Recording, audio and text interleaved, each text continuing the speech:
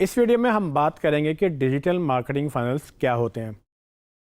हमने पहले बात की कि कंटेंट मार्केटिंग यानी कि कंटेंट बेस्ड जो मार्केटिंग है, जिसको इनबाउंड मार्केटिंग भी हम कहते हैं, वो काफ़ी पॉपुलर हो रही है। और जब हम ये बात करते हैं कि कंटेंट क्रिएट करना है और लोगों की मर्ज़ी के मुताबिक क्रिएट करना है, तो हमें ये अंडरस्टैंड करना होगा कि किस वक्त यूज़र किस स्टेज पर है और उसको क्या कंटेंट चाहिए।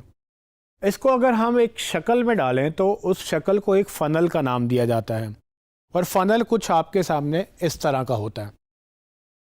तो इसको फ़नल इसलिए कहते हैं, बेसिकली फ़नल एक टेक्निकल टर्म है और ये एक पाइप की तरह है जिसमें ऊपर जो है ज़्यादा वाइड है और आहिस्ता आहिस्ता वो जगह तंग होती जाती है और आहिस्ता आहिस्ता ये जो है वो लिमिटेड होता जाता है। तो अगर आप इसकी एग्जांपल से समझें तो बेसिकली जब भी आप मार्केटिंग करते हो या किसी भी बिज़नेस में अगर किसी भी चीज़ को बेचना है, तो वो हमेशा ऊपर जो ऑडियंस है ना बहुत ज़्यादा एंटर होती है उसके फ़नल में। उसकी जो मार्केटिंग है, मैसेज है, बहुत लोगों तक जाता है। लेकिन ज़रूरी नहीं कि जितने लोगों ने मैसेज देखा, जितने लोगों तक ऐड पहुंचा या मार्केटिंग हुई जितने लोगों तक, वो सारे के सारे सेल में भी कन्वर्ट होंगे। तो लेट्स से अगर 100 लोगों ने आपका मैसेज देखा है, 100 में से शायद आपके 60 लोग आपके इंटरेस्टेड होंगे, 60 में से कोई 40 लोग आपसे शायद डिज़ायर करेंगे कि हाँ यार हमें चाहिए, हमें और बताओ। और उसके बाद हो सकता है कि करते करते आपके पास 5-10 लोग ही रह जाएं जो एक्चुअली आपसे बाय करें। और ये आम है, मतलब ये कि ऐसा नहीं होता कि जितने लोगों से आपकी बात हो वो सब के सब आपसे ख़रीदेंगे ही। तो हर स्टेज में कोई ना कोई बंदा आपको किसी न किसी वजह से छोड़ के जा भी सकता है। तो यही चीज़ अगर हम डिजिटल में देखें तो इसको हम फ़नल का नाम देते हैं। अब डिजिटल मार्केटिंग फ़नल्स क्या होते हैं और इसका हमारे लिए अहमियत क्या है? तो असल में तो पूरी डिजिटल मार्केटिंग का जो मकसद होता है ना, वो इस फ़नल को एक्टिवेट करना होता है। यानी कि अगर आप जनरल मार्केटिंग की बात करें, आप ट्रेडिशनल मार्केटिंग की बात करें, तो हर बंदा हर वक्त हर चीज़ बेचने पे ही लगा हुआ है। ये कोई नहीं देख रहा कि अच्छा किसी को प्रॉब्लम आ रही है, किसी को सवाल पूछना है, किसी ने मतलब कन्फ्यूजन में है, कोई डिसीजन मेकिंग करना चाहता है, किसी को पता ही नहीं आप क्या करते हैं। तो वो सारे लोग मिस हो जाते हैं। आप मुझसे पूछ रहे हैं कि उस्मान साहब आके ये मैं मोबाइल कौन सा लूँ? मैं कहता हूँ कि छोड़ो यार, ये मेरा वाला मोबाइल ले लो, ये 10% डिस्काउंट है। अभी आप कंफ्यूज्ड हैं, आपने अभी सोचा भी नहीं है कि आपने कौन सा लेना, आप अभी कंपैरिजन करना चाहते हैं, तसल्ली करना चाहते हैं। लेकिन मैं आपको ऐड पे ऐड दिखा रहा हूँ कि भाई आप ये वाला मोबाइल ले लें, आप ये वाला मोबाइल ले लें। सो यहाँ पर जर्नी वाला एलिमेंट मिसिंग है। सो इसलिए डिजिटल मार्केटिंग में हमारी कोशिश ये होती है कि हम कस्टमर की जर्नी को अंडरस्टैंड करें। अब कस्टमर की जर्नी क्या है?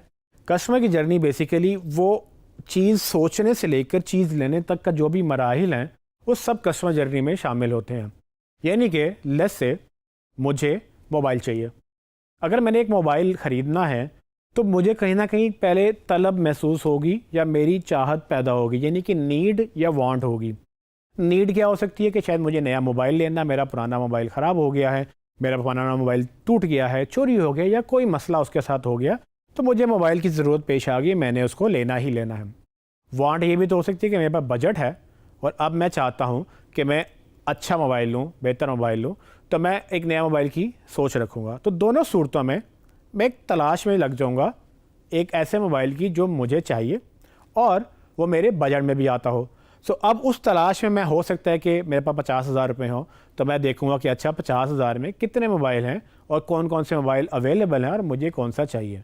मैं उसके रिव्यूज़ पढ़ूंगा, मैं दोस्तों से पूछ सकता हूं, मैं एड्स में देखूंगा कि अच्छा आजकल किसका ऐड चल रहा है, फिर मैं उनके डेमो देखूंगा, वीडियोज़ देखना चाहूँगा। करते कराते मैं एक मरहले पर पहुँचूँगा जहाँ पर मुझे समझ आ जाएगी कि अच्छा ये जो मोबाइल है ना, मैंने ये लेना है। अब ये एकदम से नहीं होता। अब मैं आपसे पूछ रहा हूँ यार मैंने सोच रहा हूँ मोबाइल ले लूँ, आप कह रहे हैं कि ये मेरा 10% डिस्काउंट है या 5% डिस्काउंट है, आप डायरेक्ट मुझे बेच रहे हैं। मैं अभी जब तक मैं तसल्ली में नहीं आऊँगा, जब तक मैं अपनी पूरी रिसर्च नहीं कर लूँगा, तब तक शायद मैं आपसे वो मोबाइल ना ख़रीदूँ।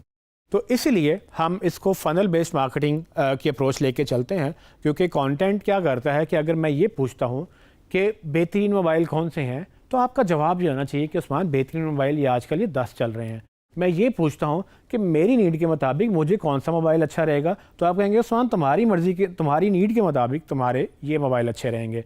अगर मैं पूछूं कि यार मैं मोबाइल ए की जगह मोबाइल बी क्यों ना ले लूं, तो आप मुझे रिव्यू देंगे कि उस्मान मोबाइल ए के ये फ़ायदे हैं, ये नुकसान है, मोबाइल बी के ये फ़ायदे हैं, ये नुकसान है। तो इस तरह से आप सोच रहे होंगे कि कंटेंट बेस्ड मार्केटिंग क्या होती है। तो जो मैं पूछ रहा हूँ आप मुझे वो जवाब दे रहे हैं। और जब मैं रेडी हो जाऊँगा मोबाइल लेने के लिए तो मैं किससे लूँगा? मैं उस ब्रांड से लूँगा जिसने मेरे सवालों का जवाब देना मुनासिब नहीं समझा बट अपनी चीज़ें जो हैं वो बेचने पे ज़ोर रखा, या उस ब्रांड से लूँगा जिसने मेरे सवालों के जवाब दिए और साथ अपनी चीज़ भी बेच रहा था?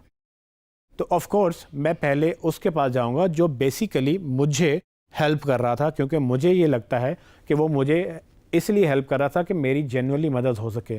मुझे जो चीज़ नहीं पता थी उसने मुझे बताई। डिजिटल में ये सब चीज़ें फ़नल कहलाती हैं और फ़नल में हम डिफरेंट लेयर्स के अंदर काम करते हैं। अगर किसी को नहीं पता तो हम उसको पहले आगाह करते हैं, अगर किसी को पता है तो हम उसको मज़ीद कन्विंस करते हैं। अगर कोई ढूंढ रहा है चीज़ें कि मैं ये ले लूँ या वो ले लूँ, हम उसको उस तरह का कंटेंट दिखाते हैं जिसमें वो डिसीजन मेकिंग ले सके कि अच्छा यार अगर मैं ये ले रहा हूँ तो मैंने ये तो सोचा ही नहीं था। ठीक है, इस तरह का कंटेंट देंगे तो लोग आपसे खुश होंगे। और फाइनली आखिर में अगर कोई पूछ रहा है कि भाई ये मोबाइल लेना है, ये है कितने का, तो मैं सीधा उसको तब डिस्काउंट बताऊं कि अच्छा यार ये अगर आप आज लेते हो ना तो मैं आज आपको 5% डिस्काउंट दे देता हूँ, कल लेंगे तो कल नहीं होगा। तो गोया हुआ ये कि मैंने हर स्टेज पे क्लाइंट को उस तरह का कंटेंट दिया और जब वो बिकने के लिए रेडी हो गया, जब वो फनल की बॉटम स्टेज पे पहुंच गया जहाँ पर वो ऑलमोस्ट रेडी था बाय करने के लिए, वहाँ मैंने इसको बेचा भी। ऐसा नहीं कि मैं बेचना नहीं चाहता, बट ये याद रखिएगा कि हर बंदा ही बेचना चाहता है। ये भाई साहब जो बॉटम पे बैठे हैं ये बेसिकली तो बाकी सब ब्रांड्स के भी चीज़ें छोड़ के आपके पास आ रहे हैं। यहाँ पर वो डिसीजन लेना चाहते हैं कि मैंने कौन सा मोबाइल लेना है। इसको सब ऐड दिखा रहे होंगे, इसको सब मार्केट कर रहे होंगे और इस स्टेज पे वो सबसे ज़्यादा एजुकेटेड भी है, वो सबसे ज़्यादा बारगेनिंग भी करेगा और सबसे ज़्यादा महंगा होगा आपको उसको ऐड दिखाना, क्योंकि वो बहुत ज़्यादा कंपटीशन में सब ब्रांड लगे हुए हैं ऐसी ऑडियंस को पकड़ने के लिए जो फ़ौरन ख़रीदने बैठी हैं। जबकि जो ऊपर वाली सारी स्टेजेस हैं उस पर कोई टारगेट ही नहीं कर रहा, उनको ना कोई एजुकेट कर रहा है, ना कोई गाइड कर रहा है, ना कोई इनको हेल्प कर रहा है।